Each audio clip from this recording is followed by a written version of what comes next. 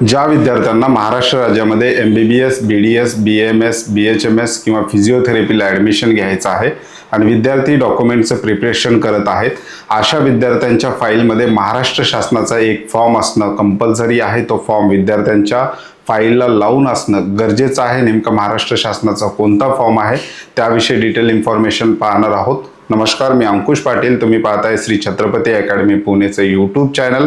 विद्यार्थ्यांचं ॲडमिशन होईपर्यंतचे संपूर्ण महत्त्वाचे अपडेट्स तुम्हाला या यूट्यूब चॅनल मार्फत आम्ही तुमच्यापर्यंत पोहोचवत असतो. त्यामुळे चॅनलवर नवीन असाल तर अशाच माहितीपूर्ण व्हिडिओसाठी श्री छत्रपती अकॅडमी पुणेच्या यूट्यूब चॅनलला सबस्क्राईब करा. अशाच प्रकारचे महत्त्वाचे अपडेट्स तुम्हाला व्हॉट्सअपवर हवे असतील तर डिस्क्रिप्शन बॉक्समध्ये आमच्या व्हॉट्सअप चॅनलची लिंक देण्यात आलेली आहे. त्या लिंकवर क्लिक करून तुम्ही सहज आमचं व्हॉट्सअप चॅनल जॉईन करू शकता.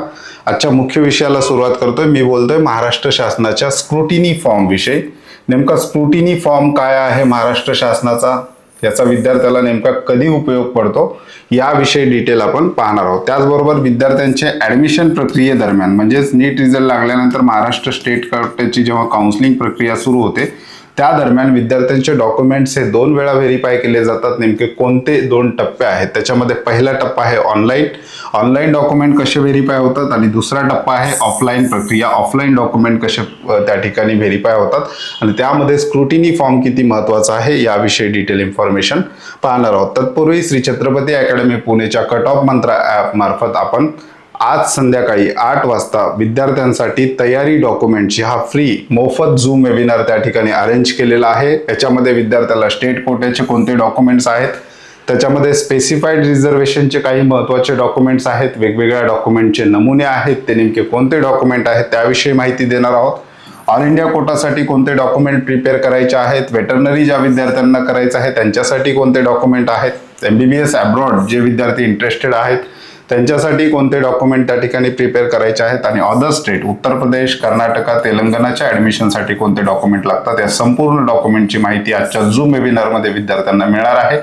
ज्या विद्यार्थ्यांना हा झूम वेबिनार अटेंड करायचा आहे अशा विद्यार्थ्यांसाठी डिस्क्रिप्शन बॉक्समध्ये आमच्या कट ऑफ मंत्र ॲपची लिंक दिलेली आहे. त्या लिंकवर क्लिक करून आपलं ऑनलाईन ॲप्लिकेशन जर रजिस्टर्ड केलं त्यामध्ये लाईव्ह काउन्सिलिंग अशा प्रकारचा टॅब आहे. त्या ठिकाणी तुम्ही या झूम वेबिनारला त्या ठिकाणी रजिस्टर करू शकता. झूमची मर्यादा असल्यामुळे लिमिटेड सीट आपण या ठिकाणी घेतोय. ॲपची लिंक डिस्क्रिप्शन बॉक्समध्ये दिलेली आहे. स्क्रुटिनी फॉर्म म्हणजे नेमकं काय, तो फॉर्म नेमका कसा असतो ते सुद्धा आपण पुढील स्लाइडमध्ये पाहणार आहोत. परंतु थोडक्यात एक समजून घेऊयात की स्क्रुटिनी फॉर्म म्हणजे काय. हा एक चेकलिस्ट फॉर्म असतो.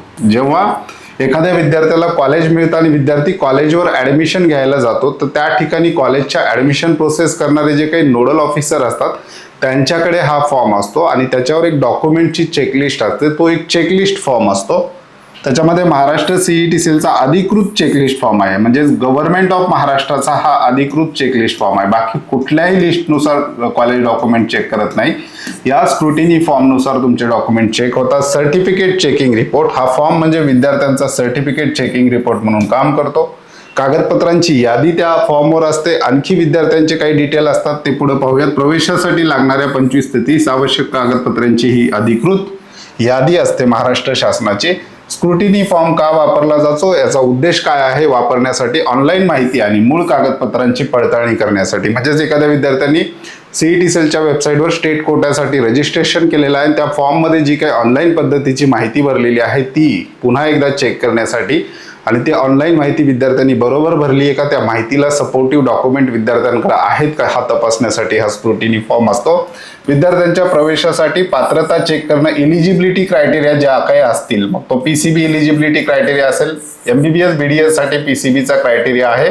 बाकी सगळ्या कोर्सेससाठी PCB क्रायटेरिया महाराष्ट्र शासन किंवा ऑल इंडिया कोटा लेवलवर सुद्धा त्या ठिकाणी काढून टाकलेला आहे. म्हणजेच BAMS साठी PCB ग्रुपिंग क्रायटेरिया नाही, BHMS साठी नाही, BUMS साठी नाही.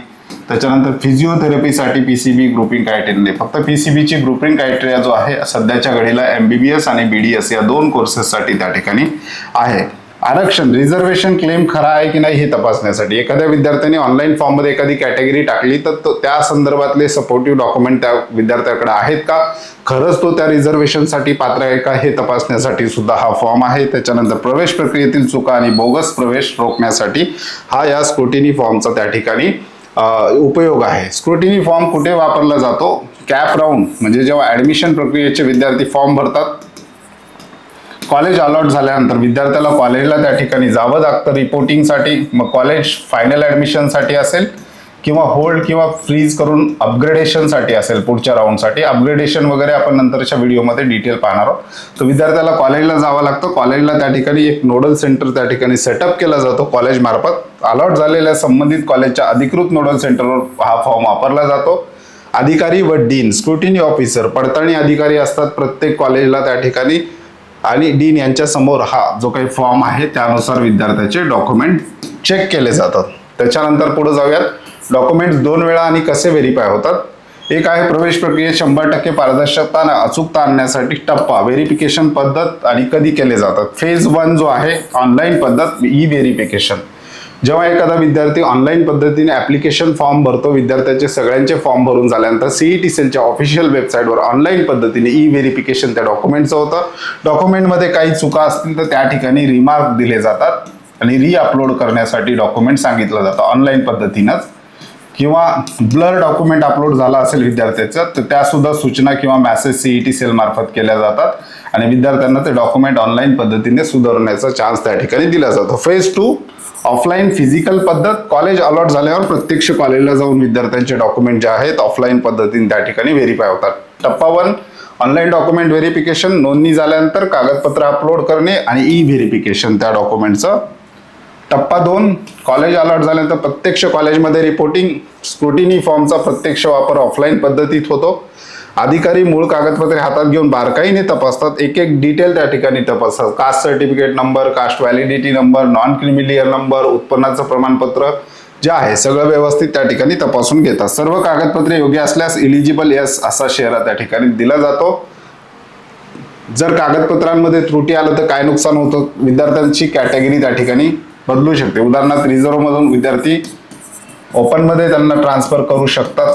हा एक आहे. अलॉट झालेली हक्काची सीट कॅन्सल होऊ शकते जर कागदपत्रांमध्ये विद्यार्थ्यांच्या त्रुटी आल्या तर अलॉट झालेली सीट त्या ठिकाणी कॅन्सल होऊ शकते. असे काही 2-3 धोके आहेत ते आहेत. आणि हा महाराष्ट्र शासनाचा स्क्रुटिनी फॉर्म असतो. जेव्हा विद्यार्थ्याला कॉलेज मिळतं त्यावेळेस जे आहे नोडल ऑफिसर त्या कॉलेजचे जे काही अधिकारी आहेत डॉक्युमेंट तपासणीसाठी त्यांच्याकडे हा अशा प्रकारचा महाराष्ट्र शासनाचा फॉर्म असतो. स्क्रुटिनी सेंटरमध्ये कॉलेजचं नाव त्या ठिकाणी येतं आणि वरती विद्यार्थ्यांचे काही detail candidate name, NEET merit, category, NEET roll number, HSC PCBचा या ठिकाणी क्रायटेरिया किंवा HSC इंग्लिशमधले marks, mobile number, year marking आपण नंतर समजून घेऊयात.